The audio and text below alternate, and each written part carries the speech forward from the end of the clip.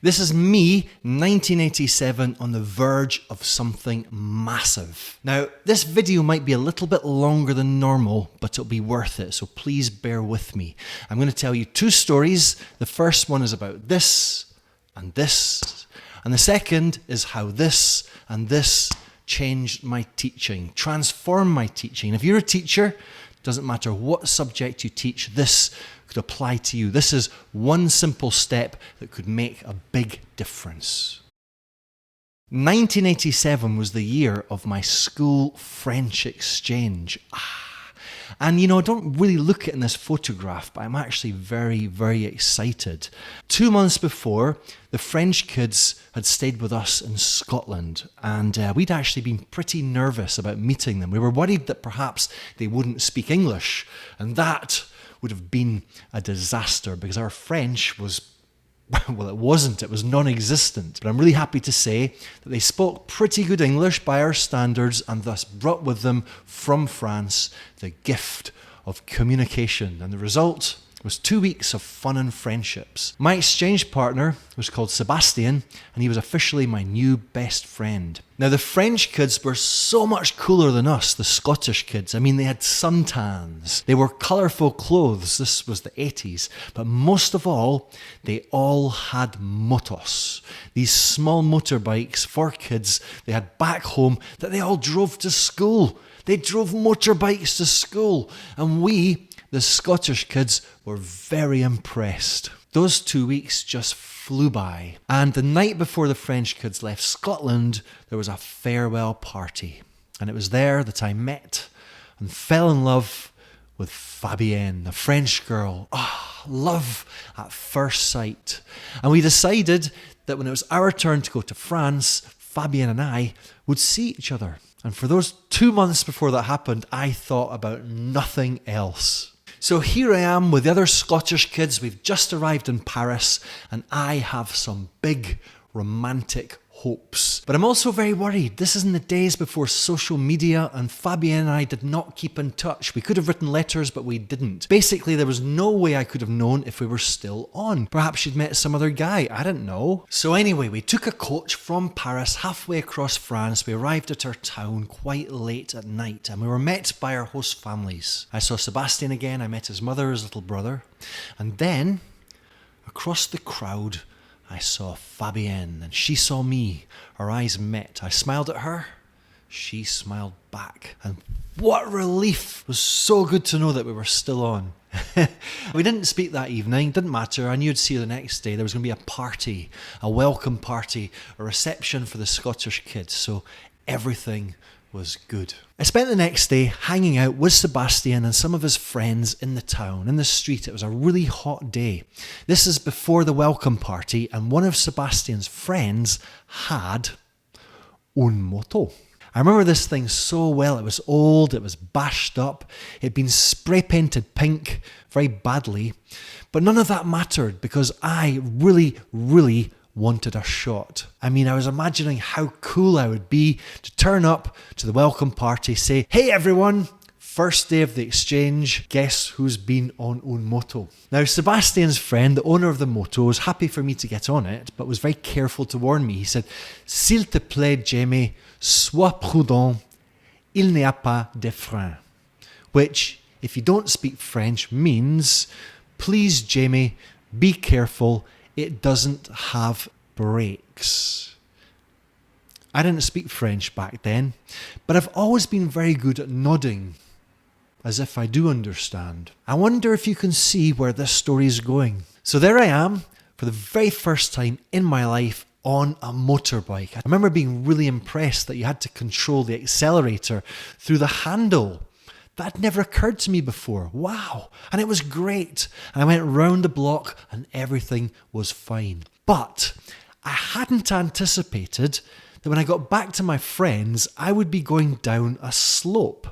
And as I went down this slope, I started to get faster and faster. And I couldn't work out how to stop. And I went past my friends. I remember them shouting, "Arrête, Jamie! Arrête, Jamie!" which means, "Stop, Jamie." I mean, I wanted to stop. I just couldn't work out how to do so. And so instead, I panicked. And that's when I did something very, very strange. I decided to accelerate. I put that handle right down and I did not stop accelerating until I crashed into a house. When did you last meet someone who crashed into a house? And it was bad. I walked back to my friends with my arm and hand. It was covered in blood. I was white in shock. They were white in shock. Everyone was white and in shock. I had to go to hospital in an ambulance 120 kilometers away from the town. I'd shattered my elbow. They had to operate on it that day. I had to stay in hospital for 2 whole weeks. Which coincidentally was exactly the same time that the trip was supposed to last. Now, they took really good care of me. I got some very nice visitors, but I never saw Fabienne ever again. The title of this story is A Shattered Elbow and a Broken Heart. Wasn't that a tragic story? So sad. If you'd like to make me happy again, maybe you could give this video a cheeky little thumbs up. Maybe even subscribe to the channel, who's to say? I have 2 big fears in life. The first one is motorbikes, including motos, and the second one is teenagers. They're fine once you get to know them, but that doesn't stop the nerves on the first day of a new course when you're teaching them, right? And there's this one incident I remember from 2014. I was working in a summer school in the UK, and we were working with groups of teenagers who had come to the country from all over Europe to improve their English and to have fun. Although the emphasis was generally on the latter. And there was this one group that I was working with. It was the second day of the course and we were still getting to know each other, but the group was starting to gel and I was starting to relax and enjoy the teaching. And it was the session after lunch and there was a knock at the classroom door. And it was Alan, the director of studies, and he was red and he was panicking and he was flustered and he had a problem. You see, one of the other teachers had fallen ill. Alan wanted me to look after her students. And it turned out I had no choice. So immediately, 12 more students, teenagers that I'd never met before, walked into my classroom. They dragged chairs, some of them jumped onto tables, one of them came up to me, shook my hand, said, "It's nice to meet you, sir." All the others laughed. They were shrieking, they were shouting, a pen was thrown across the room. I had to pretend not to notice it. And all this time, I'm trying my very best to hide the intimidation, the fear and the panic inside because I had a big problem. I had absolutely no idea what I was going to do with this group. My original plan had been to finish off something we'd started in the morning, but that was no longer an option. Now, if this had been you, I'm going to guess you would use a game. But unfortunately, I've never been that teacher with a repertoire of games. I've always just been a little bit rubbish in that department. Now, things started to settle down and some of these students at the front were looking at me as if to say, "What's the plan, teacher?" I had no idea. My mind was blank. So I tried to engage them in conversation. I said, "Are you enjoying the UK?" Silence. "Are you missing home?" More silence.